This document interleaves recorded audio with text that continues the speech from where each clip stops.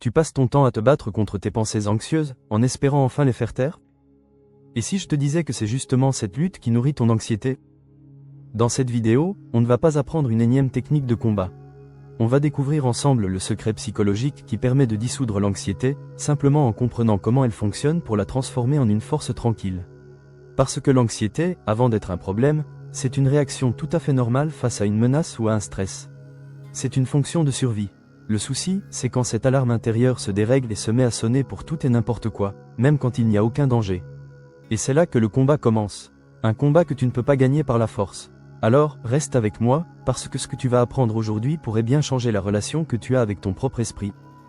On nous a toujours dit qu'il fallait gérer ses émotions, ou combattre son stress. On entend ces phrases partout, au point qu'on les prend pour des vérités.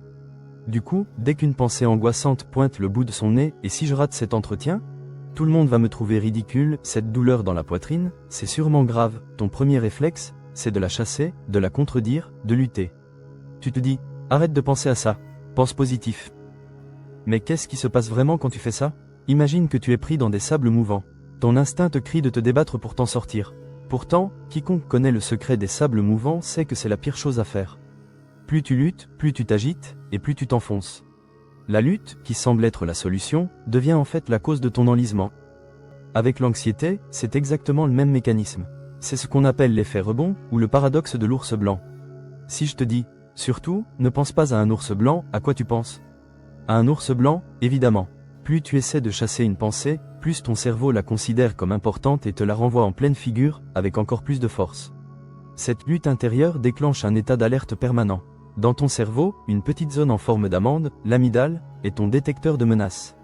Quand tu luttes contre une pensée, tu envoies un message direct à ton amygdale.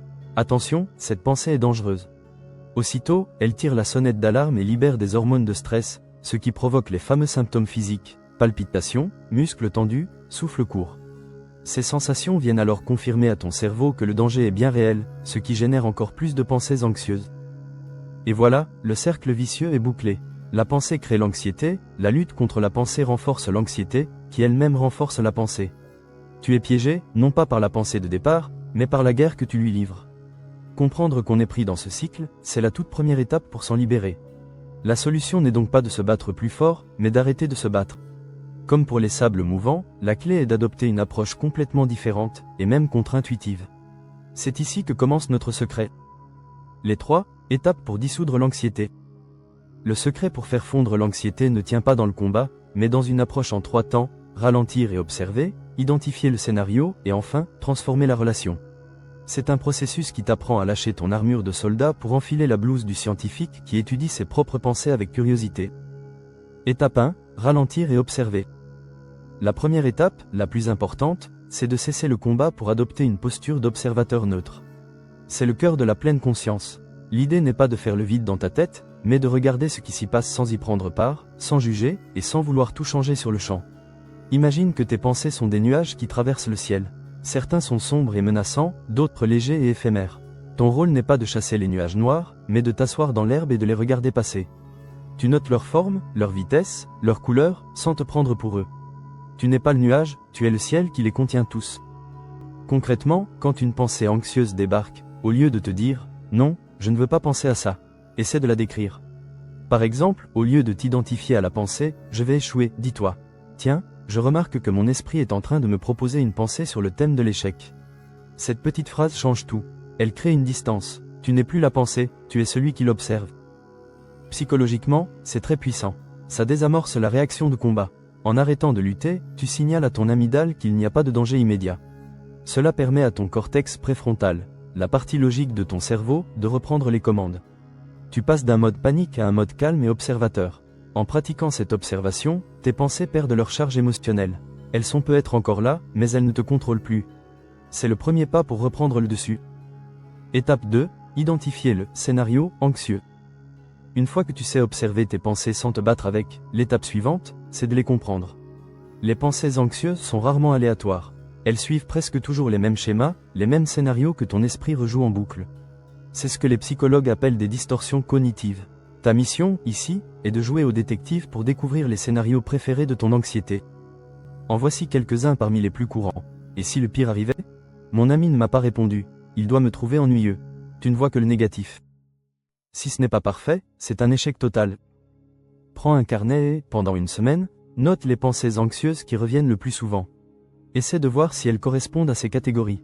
Tu réaliseras peut-être que 80% de ton anxiété tourne autour de 2 ou 3 thèmes principaux, comme la peur d'être jugé ou la peur de l'inconnu.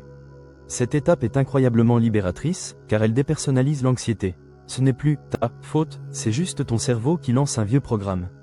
Et la bonne nouvelle, c'est que tout ce qui a été appris peut être réécrit.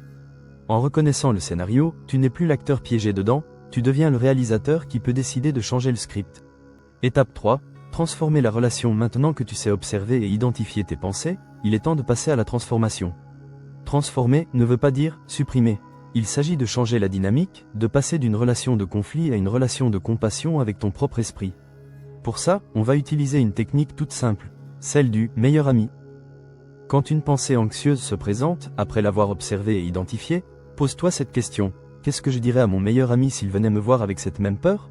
En te parlant à toi-même avec bienveillance, tu actives les zones de l'empathie dans ton cerveau. Au lieu de la peur et de l'autocritique, tu crées un espace de soutien et de réconfort.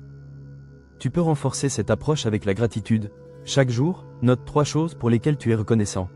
Cela force ton cerveau à sortir de ses scénarios de peur et à libérer dopamine et sérotonine, les hormones du bien-être. On a vu ensemble que se battre de front contre l'anxiété, c'est un piège. Comme dans des sables mouvants, plus tu luttes, plus tu t'enfonces. Le véritable secret, c'est un changement de perspective. Observer sans combattre, identifier les scénarios, devenir l'allié de ton esprit. Ce chemin demande pratique et patience, mais chaque petit pas est une victoire. Si cette approche te parle, abonne-toi pour d'autres stratégies et laisse un commentaire pour partager ton expérience. Prends soin de toi, respire, et à très bientôt sur ton voyage intérieur.